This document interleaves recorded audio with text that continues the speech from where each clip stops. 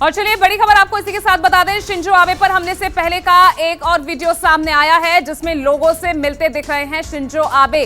बड़ी खबर आपको बता रहे हैं, ये वीडियो हमले से ठीक पहले का है और इस वीडियो में हमलावर भी साफ साफ नजर आ रहा है। तो शिंजो पर हमले से पहले का ये वीडियो सामने आया है जिसमें शिंजो आबे लोगों से मिलते हुए दिख रहे हैं, तो वहीं हमलावर वो भी इस वीडियो में साफ साफ नजर आ रहा है किस तरह से वो हमले की फिराक में था। तो ये वीडियो भी आपको दिखाएंगे किस तरह से हमले से पहले क्या कुछ तस्वीरें वहां की रही है, किस तरह के हालात रहे हैं और किस तरह से हमलावर हमला करने की फिराक में था। क्योंकि शिंजो आबे वो इन सब से बेखबर, जिस तरह से वो लोगों से आमतौर पर मिलते हैं उसी तरह उसी अंदाज में वो नजर आ रहे हैं। लेकिन आप देखिए किस तरह से वो हमलावर ताक में बैठा है, शायद पूरी साजिश और प्लानिंग उसके दिमाग में चल रही थी कि किस तरह से ये हमला करना है। और देखिए आप साफ तौर पर देख सकते हैं ये वही हमलावर है जिसने शिंजो आबे पर हमला किया। और देखिए शिंजो आबे भी आपको दिख रहे होंगे इस वीडियो में किस तरह से लोगों को वो संबोधित करते हुए नजर आ रहे हैं। येलो बॉक्स में आप इस वक्त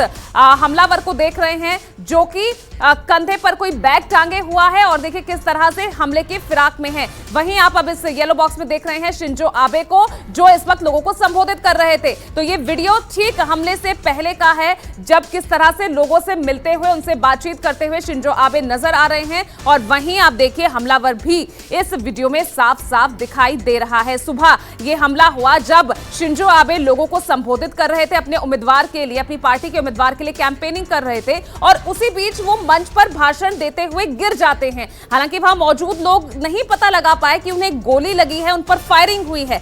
लेकिन जब वो मंच पर गिरे, उनके जो सिक्योरिटी गार्ड से सुरक्षा कर्मी थे जब उनके नजदीक आते हैं तो वो देखते हैं कि उनके शरीर से किस तरह से खून बह रहा है और तब वहां पर हालात समझने की कोशिश होती है और दूसरी गोली, एक दूसरा फायर भी उनकी तरफ होता है जिसके बाद धुआं छा जाता है।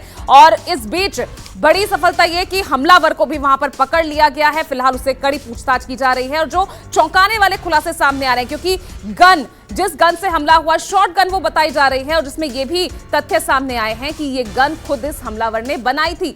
और देखिए ये तस्वीर आप अस्पताल ले जाते हुए, जब उन पर हमला हुआ उसके बाद जल्द से जल्द उन्हें अस्पताल, यहां देखिए एयर एम्बुलेंस के जरिए ले जाया जा रहा है। फिलहाल ये हमले से पहले का वीडियो आप देख रहे हैं। एक बहुत बड़ा झटका जापान के लिए कहा जा सकता है। हालांकि जापान के प्रधानमंत्री ने साफ तौर पर कहा कि शिंजो आबे पर यह हमला लोकतंत्र पर बड़ा हमला है। वहीं नरेंद्र मोदी, भारत के प्रधानमंत्री, अच्छी दोस्ती उनकी शिंजो आबे के साथ रही है, शिंजो आबे के साथ। और डिप्टी एडिटर संजीव त्रिवेदी जी वो हमारे साथ जुड़ गए हैं। संजीव, जिस तरह से ये पूरा हमला देखने को मिला है और अब जो तमाम देशों की तरफ से बयान भी जारी किए जा रहे हैं, अभी फिलहाल क्या अपडेट वहां से मिल रहा है, कैसी हालत इस वक्त बनी हुई है शिंजो आबे की? जो आधिकारिक बयान सामने आया है जापान की सरकार की तरफ से, वो वहां के प्रधानमंत्री किशिदा की तरफ से आया है। और आपने नोटिस किया होगा कि जिस तरह से शब्दों को बहुत तोड़ कर बोल रहे थे जहां तक सवाल शिंजो आबे की मौजूदा स्थिति की है। और अभी तक जो जानकारी है उसके हिसाब से यही है कि वो होश में आने जैसी कोई बात सामने नहीं आई है, नहीं कोई हरकत, कोई स्पंदन उनके शरीर में दिखा है।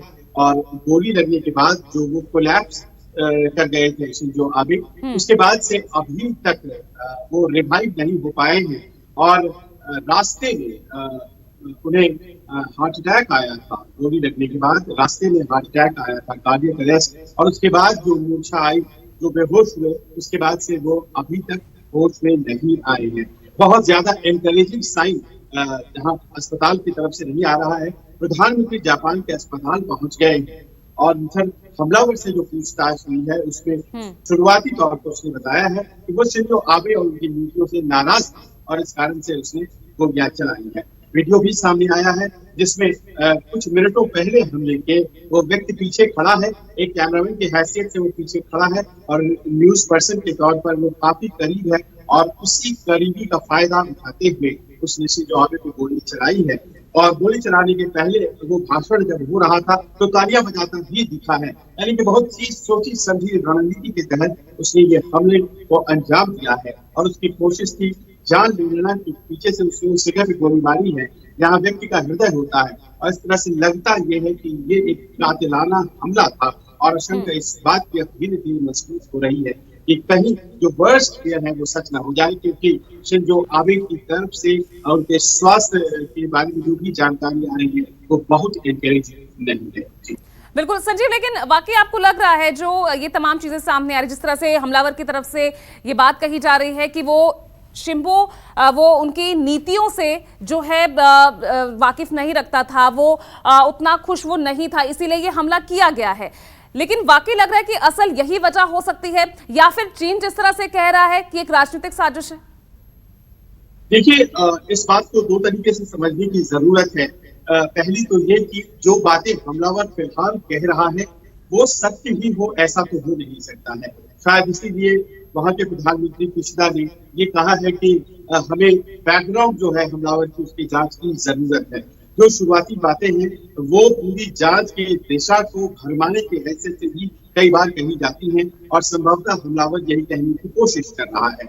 दूसरी बात ये है कि जैसे ही ये हमला हुआ है उसके कुछ मिनटों के बाद से ही या कुछ घंटों के ही दरमियान ही चीन का जो मुखपत्र है ग्लोबल टाइम्स, उसने अपने तरीके से इस हत्या की कोशिश में मोटिव और मंशाएं अटैच करनी शुरू कर दी।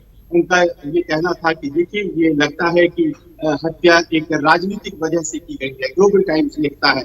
अब वो कैसे इस निर्णय पर पहुंच गया, फैसला उसने कैसे ले लिया, ये समझ में बात नहीं आती है। इसके अलावा उसने ये भी कहा है कि शिंजो आबे से एक बहुत बड़ा वर्ग जापान में नाराज था और इस कारण से भी यह हत्या की जा सकती है। इसके अलावा उसने और भी पोस्ट किए हैं। उसने ये भी कहा है कि Shinzo Abe right wing policies को ज्यादा प्रेफर करते थे, उसके समर्थक थे और इंडो पैसिफिक में अब इसके बाद से राइट विंग को अपनी राजनीति करने का मौका मिलेगा। तो बड़े ही संवेदनहीन तरीके से चीन की तरफ से जो बयान आ रहे हैं वो बयान कहीं किसी मंशा को भरमाने की कोशिश तो नहीं कर रहे हैं। कहीं ऐसा तो नहीं है कि चीन कुछ ऐसी बातें जानता है इस पूरे हत्याकांड के बारे में। तो ये शक का दायरा है जो कि चीन की तरफ भी जाता है, लेकिन फिलहाल कोई भी पुख्ता जानकारी के अभाव में कुछ भी कहा नहीं जा सकता है। फिलहाल तो देखिए कोशिश ये है कि किसी तरह से रिवाइव किया जाए शिंजो आबे को। दुनिया भर के नेताओं ने उनके लिए शोक संवेदनाएं दी हैं।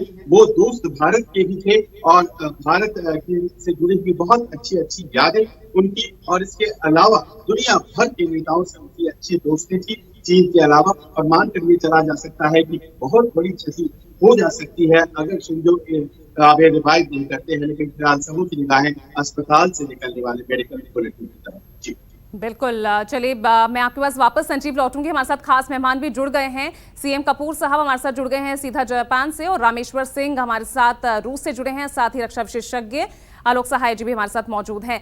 मैं सीएम कपूर साहब आपके पास पहले आ रही हूं। जिस तरह से संजीव यहाँ पर जिक्र कर रहे थे कि जापान में एक वर्ग है जो शिंजो आबे की नीतियों से खुश नहीं था, और शायद जो ये हमला किया गया है ये उसकी एक बड़ी वजह हो सकता है, लेकिन वहां आप देख रहे हैं कि वाकई इसी तरह की स्थिति थी और ये एक बड़ी वजह हो सकती है इस हमले के पीछे।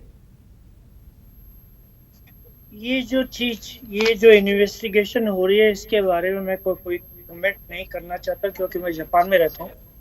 ये सही नहीं होगा, क्योंकि अभी इसको रिसर्च करेंगे, इन्वेस्टिगेट करेंगे क्या बातें, इसके बारे में कमेंट नहीं करना चाहूँगा। पर कॉन्स्टिट्यूशन में जो चेंजेस लाना चाहते हैं इसके लिए जो कुछ वर्ग जरूर हैं जो इसके अगेंस्ट हैं। ये खबर हम सबको मालूम है। कई लोग इसको चाहते हैं, कई लोग नहीं चाहते हैं, इतनी तो मालूम है। बाकी इसके बारे में कमेंट नहीं करना चाहूँगा। जी नमस्कार, मैं हूं मानक गुप्ता। अगर आपको हमारा ये वीडियो पसंद आया हो तो इसे लाइक और शेयर जरूर करें, और हाँ, हमें सब्सक्राइब और फॉलो करना ना भूलें ताकि आप देश और दुनिया की कोई खबर मिस ना करें। तो जुड़े रहिए हमारे साथ और देखते रहिए न्यूज़ 24।